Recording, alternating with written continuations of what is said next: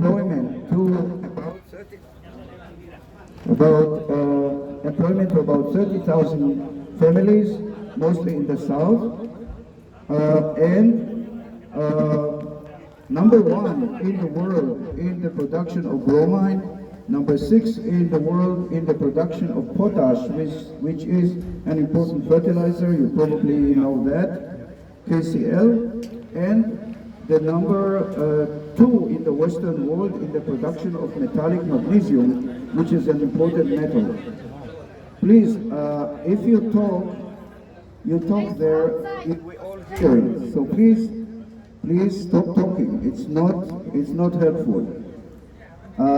Many people, in addition to the industry, we also have the hotel resort area in the north, which I understand you plan to visit afterwards, with 4,000 rooms as of today, 14 hotels, employment to about 5,000 people, and there is nowadays preparation for another 5,000 rooms for the next generation.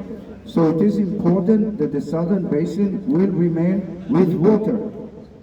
Many people are very concerned that the Dead Sea will eventually disappear.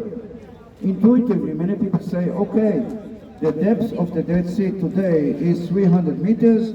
It goes down by 1 meter every year. So when will the Dead Sea vanish altogether? This is not going to happen, and I will explain to you why. It's very simple. As the water level in the Dead Sea goes down, the surface area is shrinking. As the surface area is getting smaller, then the amount of water evaporating is also getting smaller every year. The primary determinant of the evaporation is the surface area. And as the surface area is getting smaller, the amount of water evaporating is also getting smaller. So it is expected by research groups in Israel and abroad that under the present conditions, the Dead Sea will keep going down another 100 years. Some groups say 120 years, some groups say 80 years or 90 years, but it's all around 100 years. And then there will be a new steady state reached between water evaporating and water coming down, coming into the sea, and the Dead Sea will stabilize at depths of about 200 meters, some say more, some say less, 200 meters compared to 300 meters deep today, but it's going to be steady. This under the assumption that the present conditions will remain as they are today, that there will be no Mediterranean Dead Sea Canal or Red Sea Dead Sea Canal, and that there will be no global warming. Everybody nowadays is talking about global warming. Under the present condition, this is what is to be expected. Now, a few words about this place. Many of you, several of you, asked me about Lot's wife. You saw as we entered this area, there was a brown sign which said Lot's wife.